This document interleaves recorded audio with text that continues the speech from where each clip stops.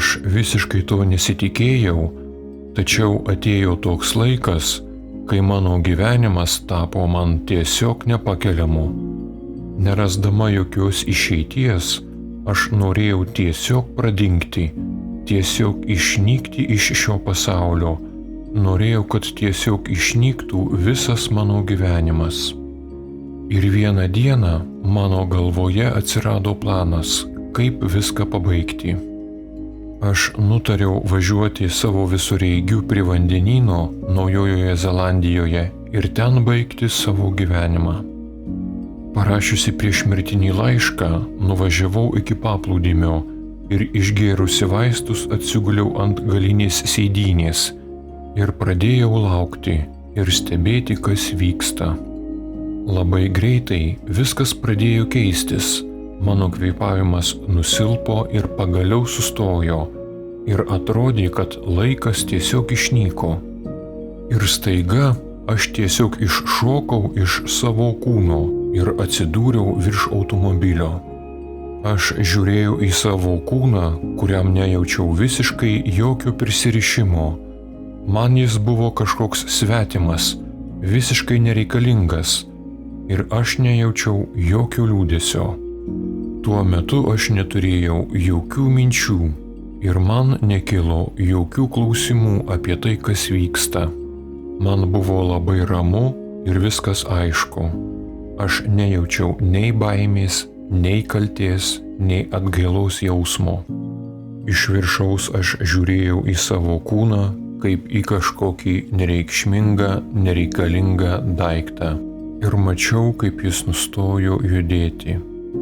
Ir tuo metu aš pajutau, kad mane tarsi magnetu traukė į viršų, o aplinka tapo labai spalvinga, rožinės spalvos, tačiau tai nebuvo mums pažįstama rožinė spalva, kurią mes matome Žemėje.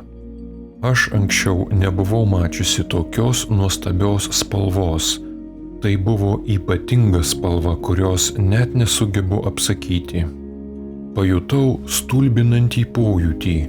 Aš pradėjau labai stipriai plėstis į visas puses.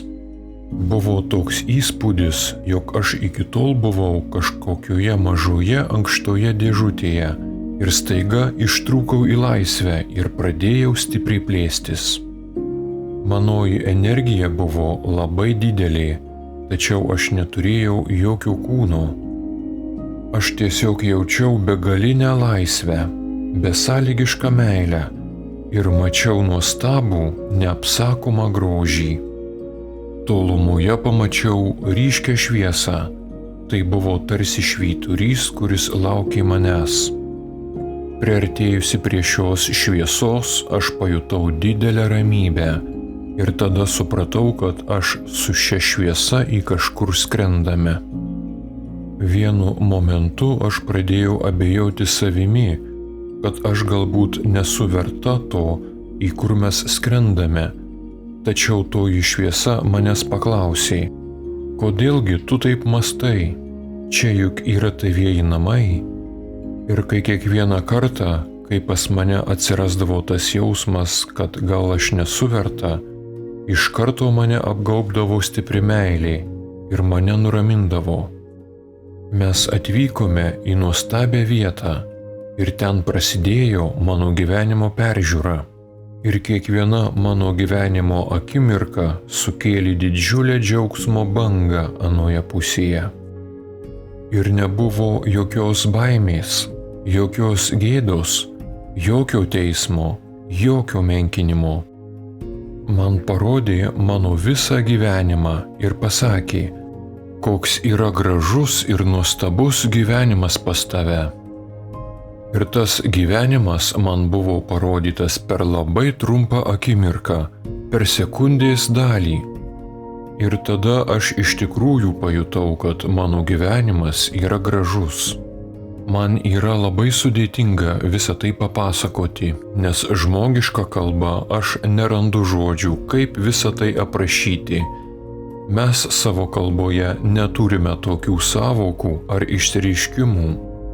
Tačiau mano gyvenimo peržiūra buvo ne tik tai, kas vyko per 38 metus Žemėje, bet buvo dar ir kiti mano gyvenimai, ir kitos mano egzistencijos. Ir būnant anapus, man viskas buvo labai logiška ir labai prasminga. Nors man niekas to nesakė, aš supratau, kad aš negalėsiu ten pasilikti. Tiesiog man atėjo labai aiškus suvokimas, kad ten aš neliksiu, kad aš privalau nugyventi visą savo gyvenimą tokį, kokį ir gyvenu, nes kitaip viskas bus veltui.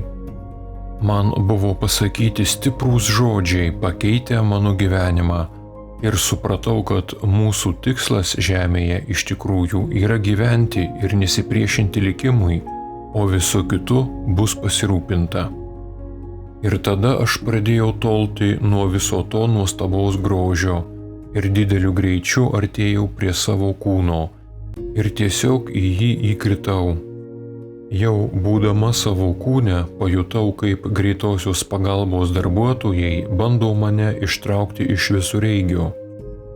Aš bandžiau visiems paaiškinti, ką aš mačiau, kaip viskas yra nuostabu ir kaip viskas yra gerai, tačiau visi buvo streso būsenoje ir man liepė tiesiog nutilti ir man uždėjo deguonies kaukę. Bet aš buvau visiškoje euforijoje ir norėjau visiems papasakoti, kaip viskas yra gražu. Tačiau medicinos personalas manęs neklausė ir negirdėjo ir paliepė, nuraminkite ją greičiau. Mačiau, kad greitosios pagalbos darbuotojai labai nerimavo dėl mano sveikatos ir pasakė, kad klinikinės mirties būsenoje aš praleidau 18 minučių. Mane nugabeno į ligoninę ir kitą dieną pas mane atėjo gydytojas su studentais. Jie turėjo klausimyną pacientams, kurie bandė nusižudyti. Ir man tie klausimai atrodė kažkokie kvaili. Pavyzdžiui, ar tu matei kokius nors dalykus, kurių neturėtumei matyti? Ar tu girdėjai kokius nors dalykus, kurių neturėtumei girdėti? Ir aš nežinojau, kaip man atsakyti į tuos visus klausimus ir buvau labai pasimetusi. Aš ruošiausi papasakoti tiesiog viską, ką aš mačiau, bet išvydau kažkokią šviesos figūrą prie savo lovos, kuri man liepė nieko nepasakoti, nes tada mane tiesiog uždarys psichiatrinėje ligoninėje. Aš pilnai pasitikėjau šią šviesos būtybę ir nutylėjau apie viską matytą anapus, nes gydytojai mano pasakojimą susietų su mano smegenų veikla ir tada aš patekčiau į psichiatrinę ligoninę. Laikui bėgant, aš išmokau pasitikėti ir savimi, ir gyvenimu, ir nesipriešinti. Aš supratau, kad mano pagrindinė misija žemėje – mylėti ir būti mylima, o visa kita gyvenime išsivystys savaime taip, kaip reikia. Jeigu galėčiau apibendrinti šią savo patirtį vienu sakiniu, tai yra meilė. Mylėkite vienas kitą ir mylėkite save, nes tu esi labai reikalingas ir mums visiems yra reikalinga meilė.